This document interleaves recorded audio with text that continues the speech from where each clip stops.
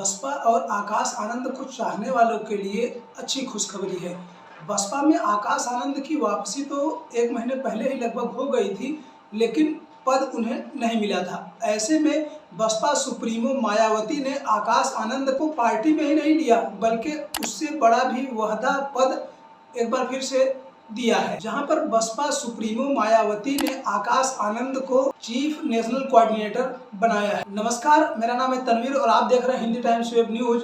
आप बने रहिए मेरे साथ। यह भी बताऊंगा कि आखिरकार बसपा क्यों फिर से नेशनल कोऑर्डिनेटर बनाया, या नंबर 2 की कुर्सी बसपा ने फिर से आकाश आनंद को क्यों दी। आने वाले कुछ 1 से 1.5 साल में देश के कई राज्यों सहित उत्तर प्रदेश में चुनाव होना। ऐसे में आकाश आनंद को बसपा में नंबर 2 की कुर्सी मिलना बहुत मायने रखती है। इसका फायदा बसपा को मिल सकता है। बसपा चीफ मायावती ने धीरे धीरे अब साफ कर दिया है, आने वाला समय युवाओं का समय है और बसपा युवाओं की तरफ अब बढ़ रही है, जिसकी शुरुआत मायावती ने अब कर दिया। आकाश आनंद को बसपा ने जो चीफ नेशनल कोऑर्डिनेटर बनाया है, सबसे पहले आप यह जान लीजिए कि बसपा 3 भागों में बटी हुई है, जिसमें उत्तर भारत, पूर्वोत्तर भारत और दक्षिण भारत। ऐसे में तीनों कोऑर्डिनेटर, जितने भी कोऑर्डिनेटर हैं, वह आकाश आनंद को हर महीने रिपोर्ट करेंगे।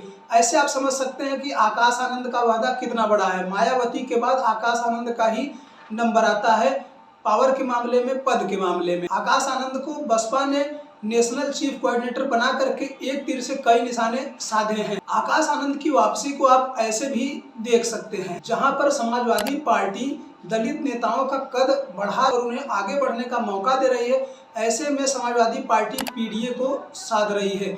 वहीं पर भारतीय जनता पार्टी की बात की जाए तो भारतीय जनता पार्टी दलित बुद्धिजीवियों को साधने की कोशिश कर रही है। वहीं पर कांग्रेस प्राइवेट सेक्टर में आरक्षण की मांग के बदौलत दलितों को अपनी ओर आकर्षित करने का प्रयास कर रही है। अपने तरफ वोट बैंक को बढ़ाने की कोशिश कर रही है। जो दलित वोट बैंक है, उनको अपनी तरफ अपने पाले में लाने की कोशिश कर रही है। इसके साथ साथ नगीना से सांसद चंद्रशेखर आजाद, जिनकी पार्टी आजाद समाज पार्टी है, खासकर युवाओं में और दलितों में काफी लोकप्रिय हुए हैं। लेकिन ज्यादातर लोकप्रियता, चंद्रशेखर की लोकप्रियता उत्तर प्रदेश के पश्चिमी यूपी में ज्यादा देखने को मिलता है। ऐसे में आकाश आनंद को बसपा के नंबर 2 की कुर्सी पर लाने से बसपा को फायदा होगा और इसके साथ साथ जो युवा हैं, दलित वोटर हैं, जो युवा हैं, वह भी बसपा की तरफ मुड़ सकते हैं और जुड़ सकते हैं। 2012 के बाद से बहुजन समाज पार्टी का ग्राफ दिन ब दिन गिरता ही जा रहा है और ऐसे में उत्तर प्रदेश में 22% से ज्यादा दलित हैं।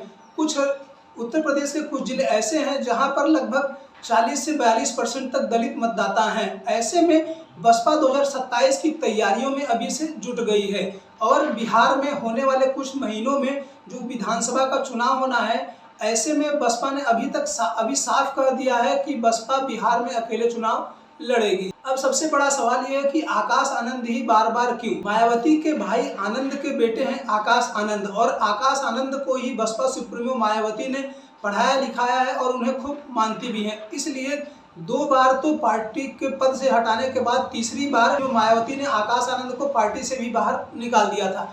ऐसे में आकाश आनंद ने संयम बनाए रखा। बसपा से जुड़े हुए नेताओं का मानना है कि आकाश आनंद 2 बार पद से हटाए जाने के बाद और 1 बार पार्टी से निकाले जाने के बाद भी न तो मायावती के खिलाफ और न ही बसपा के खिलाफ कुछ बोला। ऐसे में मायावती के दिल में आकाश आनंद की जगह बनी रही और निकाले जाने के बाद भी आकाश आनंद ने बसपा सुप्रीमो मायावती से माफी भी मांग ली, जो बसपा सुप्रीमो, बसपा चीफ मायावती को काफी पसंद आया। अब देखना ये होता है कि अब कितना खरे उतरते हैं आकाश आनंद। आप सभी लोग ऐसे आकाश आनंद को तिबारा पार्टी में वापस लिए जाने को लेकर के और नंबर 2 की कुर्सी पर बैठाए जाने को लेकर के क्या सोचते हैं कि क्या वाकई में आकाश आनंद बसपा की रणनीति को बदल सकेंगे? जो बसपा लगभग 13-14 सालों से सत्ता से बाहर है।